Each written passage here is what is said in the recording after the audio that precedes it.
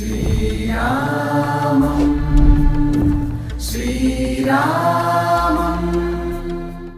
रामनाममे अमृतं रामचन्द्रुडि शाश्वतं रामनाममे अमृतं रामचन्द्रुडि शाश्वतं रामनाममे अमृतं रामचन्द्रुडि शाश्वतं रामचिलक स्वर అయోధ్యలో దర్శించుకోవాల్సినటువంటి ప్రాముఖ్యత ఉన్నటువంటి నగరాల గురించి మనం చూస్తున్నాము, తెలుసుకుంటున్నాము. అందులో భాగంగా ప్రస్తుతం మనమున్నాము నాగేశ్వర్నాథ్ మందిరంలో. నాగేశ్వర్నాథ్ మందిరం అంటే ఇక్కడ నాగులకి అధిపతి అయినటువంటి ఈశ్వరుడి మందిరం. ఈ మందిరాన్ని కట్టింది రాముడి కుమారుడైనటువంటి కుశుడు. దీనికి సంబంధించి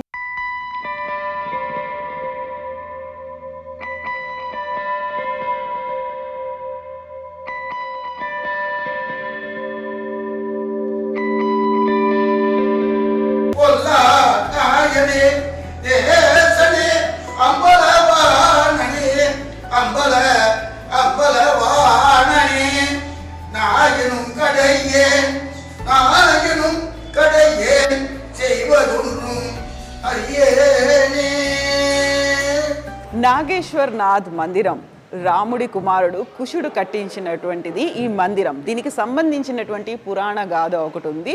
కుశుడు సమీపంలో ఉన్నటువంటి సరయూ నదిలో స్నానం చేస్తున్నప్పుడు తను పెట్టుకున్నటువంటి చేతి కంకణం ఒకటి నీటిలో కలిసిపోయింది. అది మిస్ అయిపోయింది. ఎంత వెతికినప్పటికీ అది దొరకలేదు. అయినప్పుడు అక్కడి నుంచి వెళ్ళిపోయాడు కుశుడు. అయితే ఒక నాగకన్య దాన్ని వెతికి తీసుకొని వచ్చి కుశుడికి ఇచ్చింది. ఆ అభిమానంతో, కృతజ్ఞతతో కుశుడు ఇక్కడ నాగనాథ్ ఆలయాన్ని కట్టించినట్టుగా చెప్తూ ఉంటారు. ఆ అభిమానంతో, అదే కృతజ్ఞతతో కట్టించారు కాబట్టి, నాగకన్య కాబట్టి ఆ నాగు పాములకి అధిపతి అయినటువంటి ఈశ్వరుడి గుడిని కట్టించినట్టుగా చెప్తుంటారు. అయితే ఈ గుడికి సంబంధించినటువంటి ఇంకొక విశిష్టత కూడా ఉంది. అది విక్రమాదిత్యుడి కాలం వరకు కూడా చెక్కు చెదరకుండా ఉన్నటువంటి ఆలయం ఇది. ప్రధానంగా ఆ సమయంలో అయోధ్యలో కట్టినటువంటి వివిధ దేవాలయాలు అన్నీ కూడా డిఫరెంట్ రీజన్స్తో విధ్వంసం అయిపోయాయి, ఐదర్ అడవులతో కప్పివేయబడ్డాయి. అయితే ఈ మందిరం మాత్రమే అలాగే నిలబడింది. అన్ని ఆటుపోట్లని తట్టుకొని చెక్కు చెదరకుండా నిలబడ్డటువంటి దేవాలయం ఇది. ఇక ఆ తర్వాత 1750లో ఇక్కడ సఫ్దర్గంజ్ జమానాలో మంత్రిగా పనిచేస్తున్నటువంటి నవల్ రాయ్ దీన్ని మళ్ళీ దానికి సంబంధించినటువంటి రెనోవేషన్ వర్క్స్ చేశారని చెప్తుంటారు. ఓవరాల్గా దీనికి సంబంధించినటువంటి స్థల పురాణం ఏంటి మనం తెలుసుకుందాము.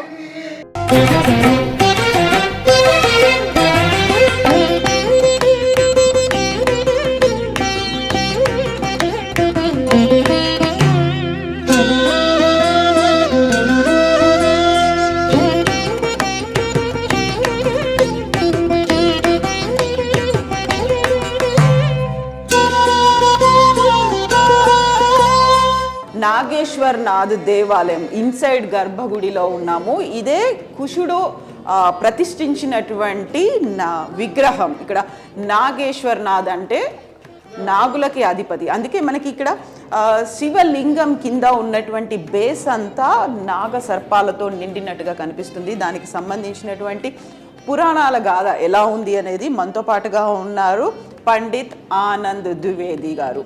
ఆనంద్ జీ, जय श्री राम। ओ नमः शिवाय। ओ नमः शिवाय। हाँ, इसके बारे में हम जानना चाहते हैं, पुराण गाथा क्या है इसके बारे में?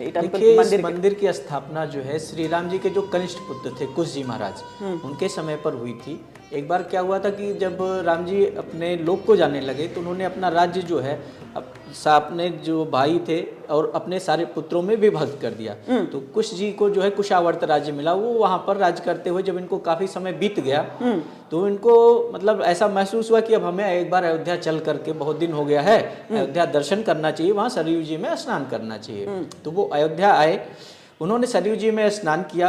तो सरयू जी में स्नान करते हुए उनके हाथ का कड़ा जो कंगन होता है, क्योंकि राजा लोग उस समय आभूषण धारण करते थे, तो कड़ा जो है वो सरयू जी में कहीं गिर गया।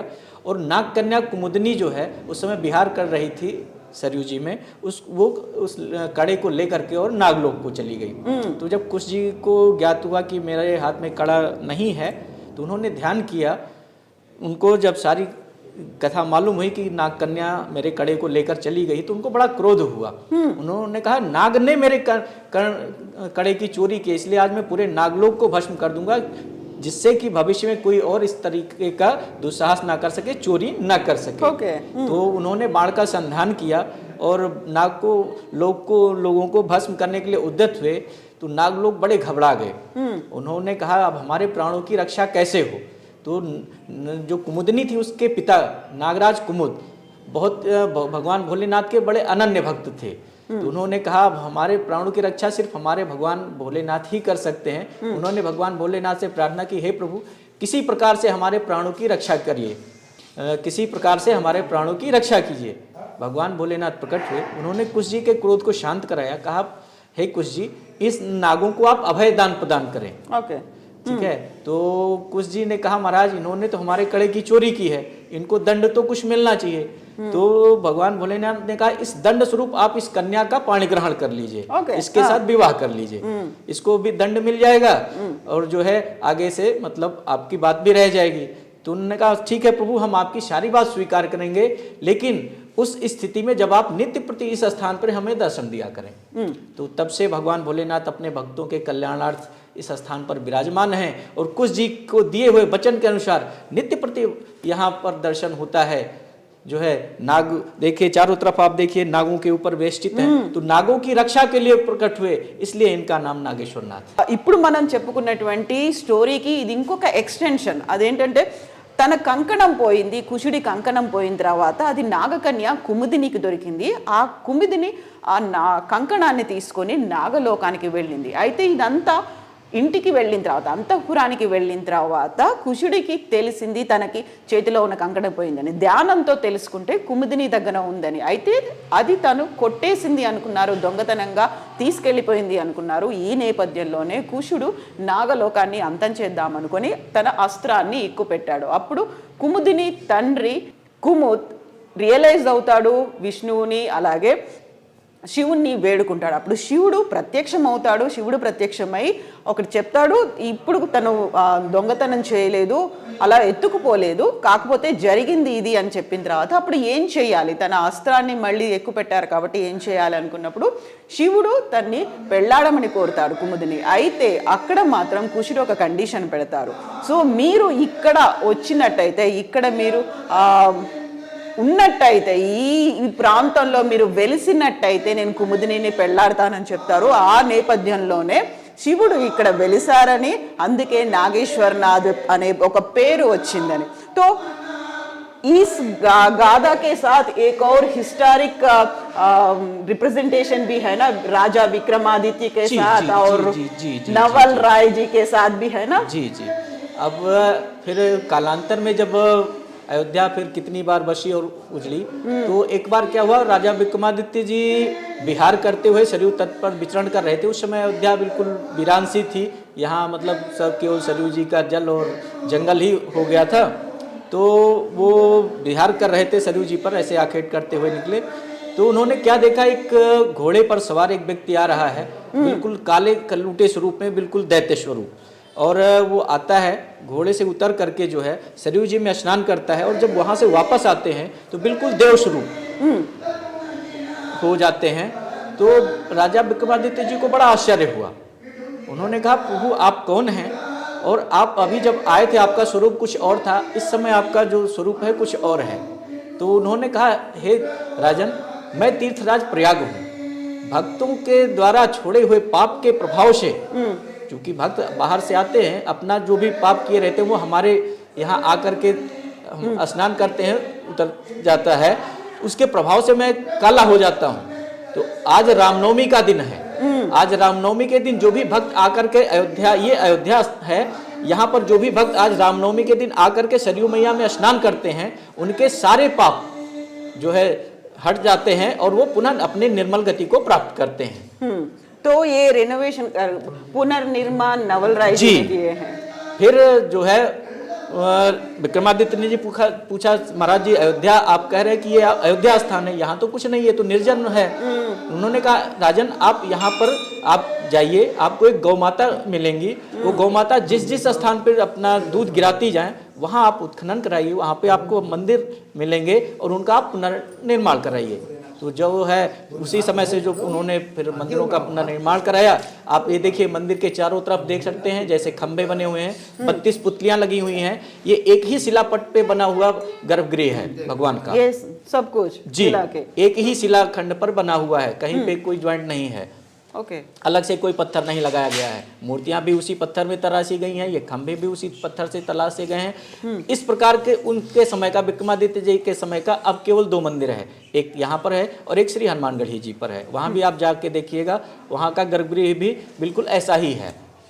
तीसरा श्री राम जन्मभूमि का था, वो तो बाबर ने जो है विदीर्ण कर दिया था उस समय।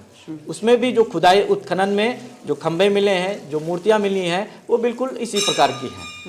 तो हमने सुने हैं कि यहाँ पर रामनवमी के साथ शिवरात्रि भी मनाते हैं। जो मुख्य पर्व जो है इस मंदिर का, वो जो है महाशिवरात्रि है। जी, भगवान महाशिवरात्रि तो भगवान भोलेनाथ को समर्पित है, वो तो पूरे देश क्या पूरे विश्व के मंदिरों में जो है मनाई जाती है। जय श्री राम। जय श्री राम, जय Bholenath. Thank you so much Anand ji, thank you.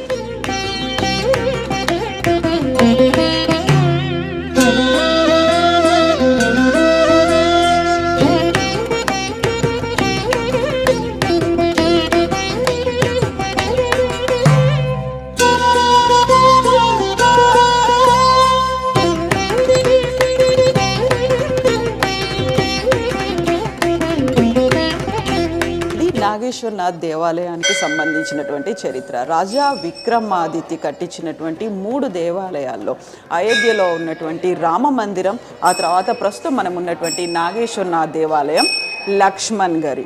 అయితే ఆ తర్వాత దండయాత్రలు కావచ్చు, వివిధ కారణాల వల్ల అక్కడ రామ మందిర నిర్మాణం అనేది, అంటే రామ మందిరాన్ని అక్కడ కూల్చేశారు. చివరికి గట్టిగా నిలిచినవి నాగేశ్వరనాథ్ దేవాలయం, లక్ష్మణ్ గారి. సో ఆ తర్వాత దీన్ని రినోవేషన్ అనేది నవల్ రాయ్ చేశారు 1750లో.